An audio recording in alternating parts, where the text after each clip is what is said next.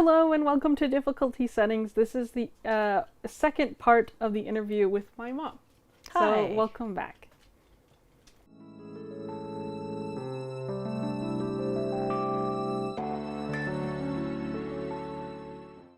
Is there a time that you find it hard to be a member of my support system? Yes. What kind of times? When it was first, the issues were happening first. Right. Before all of this started. Because due to when you were little, you had the only problem that you had was you had asthma. And then we found out there was more going on by having, your booster shots. You were having issues with those. We found out that you were allergic to bee stings. I never knew what mental issues you were having until I saw what a full-blown result was. Before, I just said, are you trying to get attention? Are you trying to, where's this coming from? We've never had this before in our family. And then all of a sudden, all these things start coming up. So you kind of, when I was first involved in this, it was like, do I really believe you? Come on. Yeah. You need, as my parents always said to me, suck it up. Right.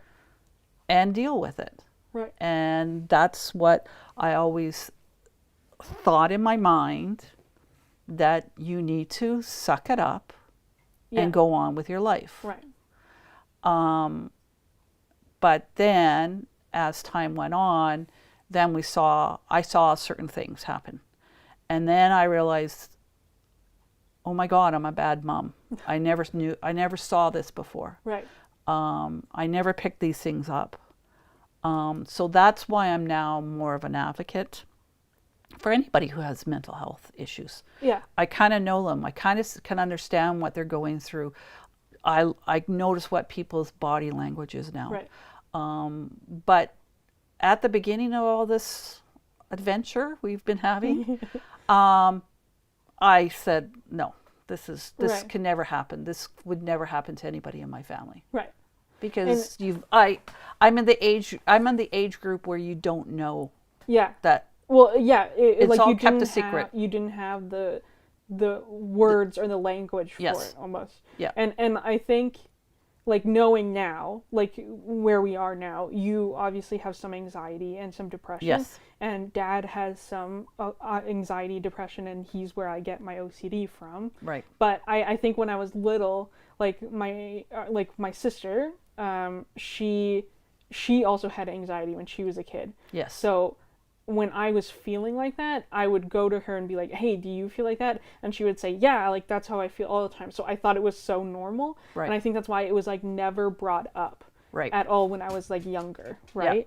Yeah. So yeah, I think that's the big thing is that it was just, we didn't have the language as a family to talk about it at the time. No. And then as time went on and it got more unmanageable, I think going to see a psychologist suddenly was oh, okay, this is, we now have the words to describe what we're feeling and what it is and the tools to manage Correct. it, right? Yes.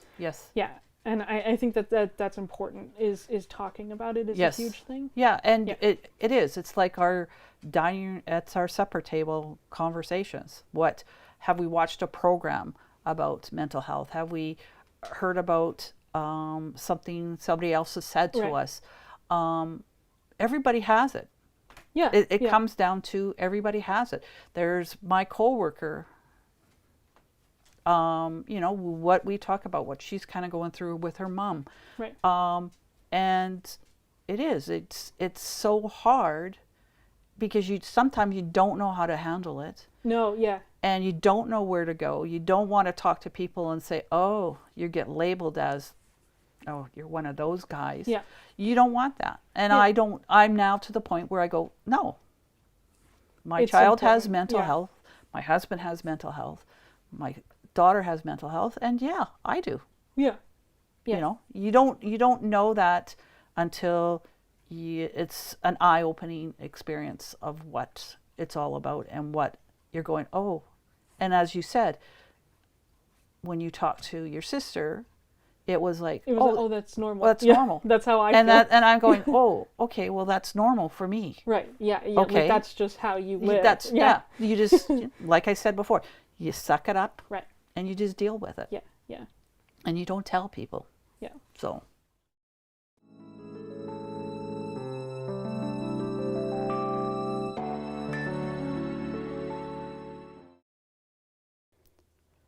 I think it's hard to talk about what she can't do, because I want to be grateful for what she can and what she does help with.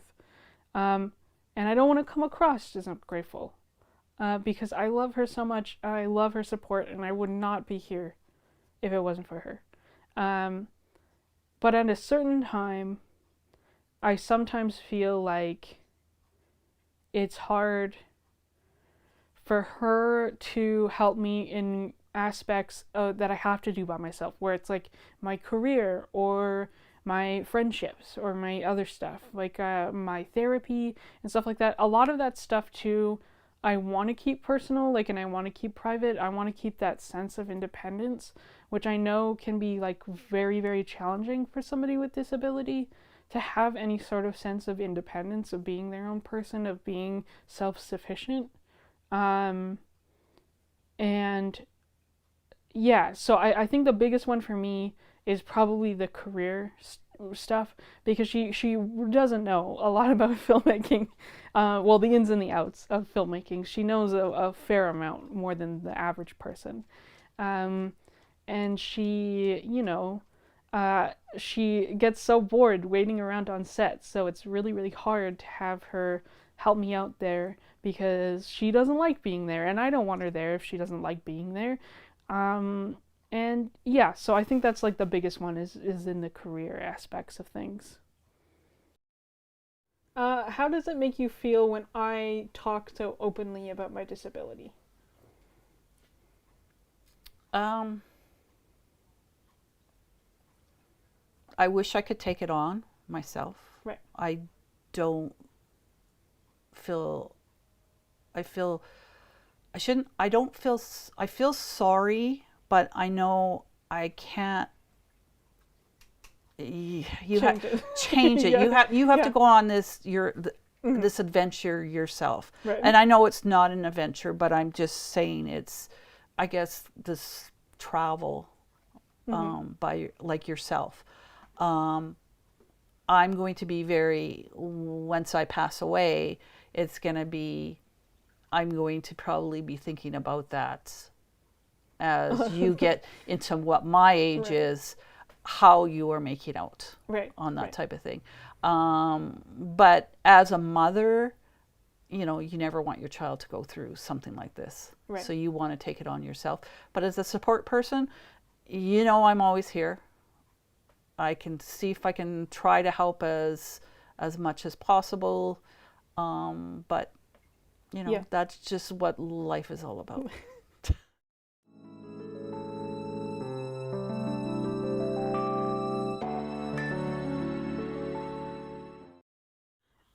Is there something that you feel like you enjoy about having a child with a disability?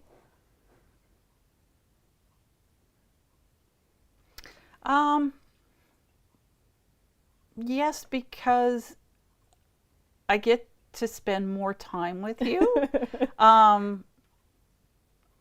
You know, yes, there's a division between mother and daughter and what your life is and what my life is. Right. It's just drawn us, I think, more closer than what it would have been if you didn't have the disability. See, if you were out and that was more. One of the things that I said was that having a parent also have a disability, like having you have a disability, it was so easy to, once my back started causing problems, to instantly you step in and give me advice on what we should be doing, how I should be lying, how I should be getting out of bed. And it was so quick to have the tools. It wasn't as hard as like learning when I had migraines and stuff like that. Right. Yes. And I think that was like the biggest thing for me, is also like it just brought us closer, I think. Yep. Yep. It's easier for me to travel around the city with you than it is Dad. Yeah. Just because sometimes I think Dad forgets that I have a disability. Right. Yeah. No, that's true. Yes. Yes. And not in a bad way. No. But he's like, let's just go to all these stores all at once. Yeah. And me and you are very strategic, I think, yes. going out. Yes. We only pick 2 places depending what our day is. Yeah. If I've gone to work and we're going after work, it's only maybe one and place. a half yeah. place. Yeah. But if I haven't gone to work, and if I do have like a little nap and you have a little nap, okay, we can function a little bit better. And maybe it's 3 stores we can go to at one time. Right. But otherwise, yeah, we're just more, we have to strategize on, okay, what part of the city are we going to? What items do we need that are the most important? That's right. Yes, yeah. That's right. Pop. I think one of the main times for me, and I think a lot of disabled people who are young adults, who rely heavily on their parents probably feel this, is independence and self-reliance is such an important issue, and it's such a gratifying feeling for somebody with disabilities, at least personally for me. I feel like, because when I got disabled in high school, I've never really had any self-reliance skills and learning things on my own and being able to take care of myself. So it feels like a huge portion of my life has kind of been like ripped away from me. And I obviously want to make sure that my parents are doing well, and my mom and dad. And as they get older, I don't want to have to feel like a burden, even though I know I'm not a burden, but my good brain tells me I am sometimes with my disability. And I think one of the main things that I would want someone in my support system, my mom and other people included, is sometimes the self-reliance and independence. It's not that I'm like shutting them out or I'm not telling them. It's like I'm trying to figure out it on my own first, like a problem, before coming to them for help, to make sure that I still have those skills and I'm still learning and growing on my own, as an individual, as well as somebody with disability that needs support. And yeah, I think that's one of the biggest things for me that I think my mom doesn't always realize. And obviously, too, with career, going back to my career, she does come on very strong right away. And she wants to make sure that I'm taken care of and people aren't taking advantage of me, because that's happened in the past in levels of my career. And I think for somebody in a support system who is like struggling on where like the boundaries are, or the where they can help or where they need to step back, it's letting the individual try first and then stepping in if they need assistance or support. Like, that's what I think is one of the main things that I kind of wish that support people would know first, that going back to like the independence. What would you like other people with disabilities or mental health challenges to know? Is there anything that you would want them to know? That there's always help out there. There are good people who are willing to listen. Services, different things like that. Right. But I just find that we're going out and we know somebody, we can just look at that person and we can say, yeah, that person's having a really bad day. Yeah. You know, you really feel sorry because, you know, this other person's being dragged along when they shouldn't have been dragged along. I think like with a disability, having a disability and a chronic illness or mental health struggles, I find like your empathy is almost like amplified. Yes. Where yes. you can look at them and you could just feel how sore they are, Right. or if they're struggling so much, you can see it. Yeah. And I think that's something that me and you talk about often when we go out. It is. It's true. Yeah. That's true. And I think that that's one thing for me is doing this program. Yeah. Is talking about it and being open about it for me is also wanting to reiterate that people are seen. I do see people and you understand. And even if they're not ready to talk about it, it's like I find I'm a little more empathetic to their situation when I can kind of pick up on the signs that they're anxious. That's right. Or they're struggling to walk. Or something to that effect. Yeah. That's so true. Yeah. Yeah.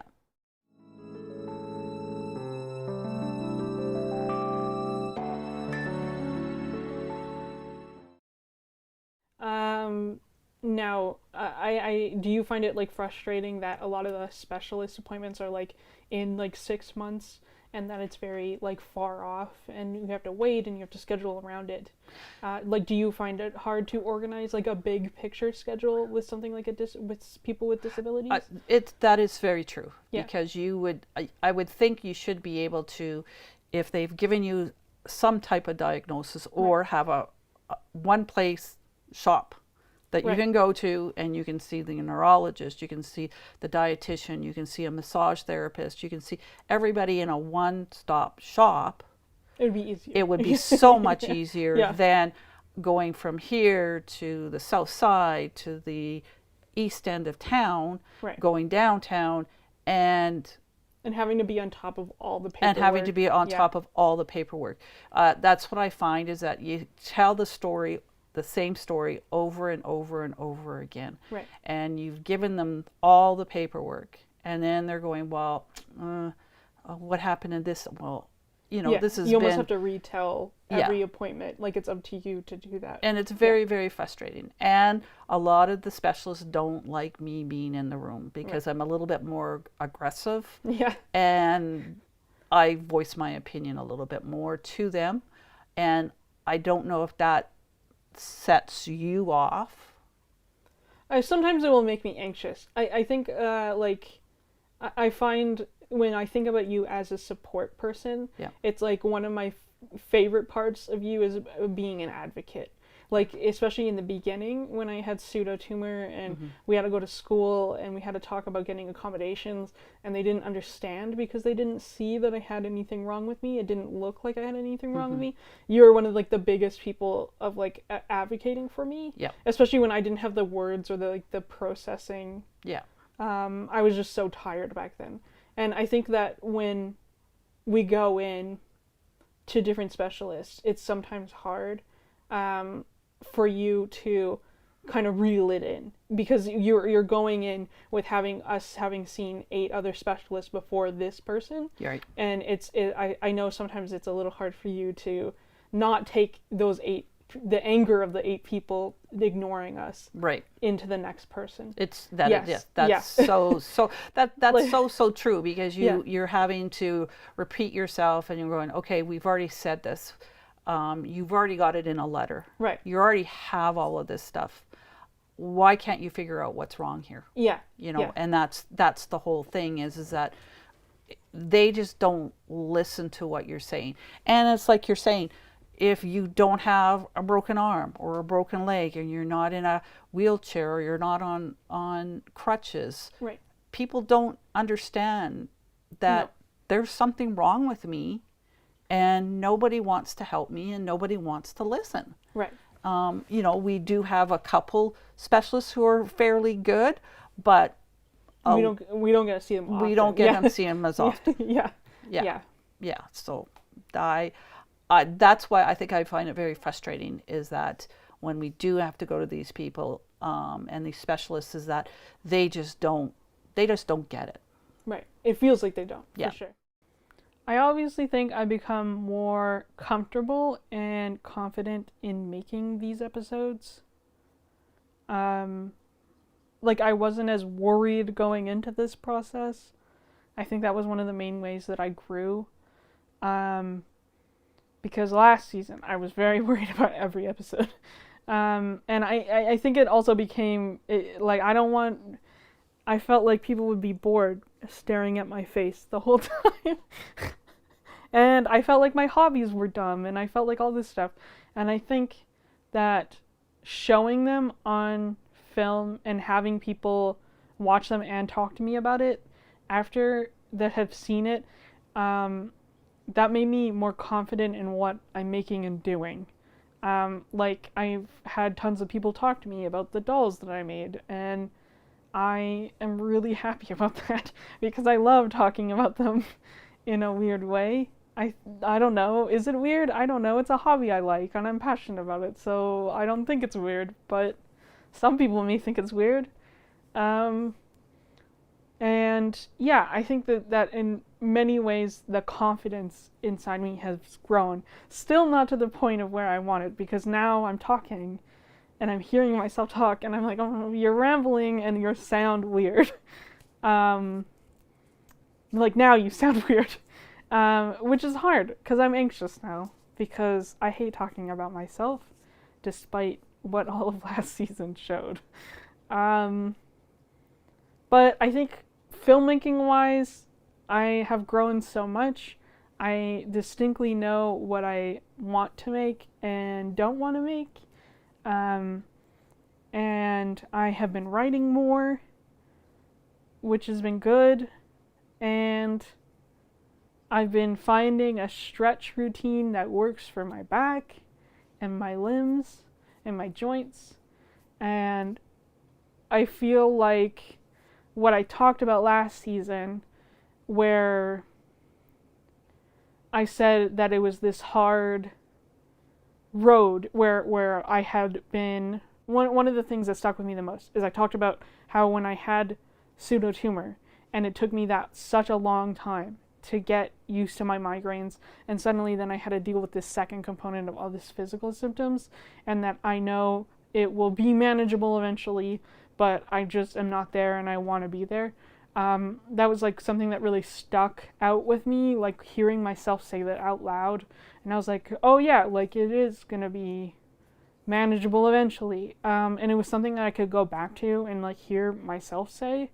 And I think like I've taken the first couple steps on that manageability of being aware of what my body needs in that moment and how I can help it. But I still have a lot of bad days, don't get me wrong. I don't want to just come on here and be like, I'm cured. It's fixed. But yeah, I think I'm finding solutions that work for me and my body. And it's a lot of trial and error, but I think I'm ready to start trying. I think that's what I'm trying to get to.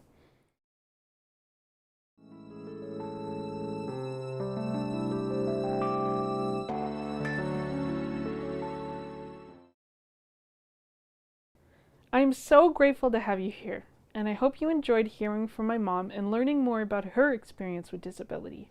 She's a huge part of my support system, and I'm so glad to have her help. Next episode, we'll be meeting a new member of my community and speaking with them about disability and support systems. Thank you very much for taking the time out of your day to spend with me here on Difficulty Settings.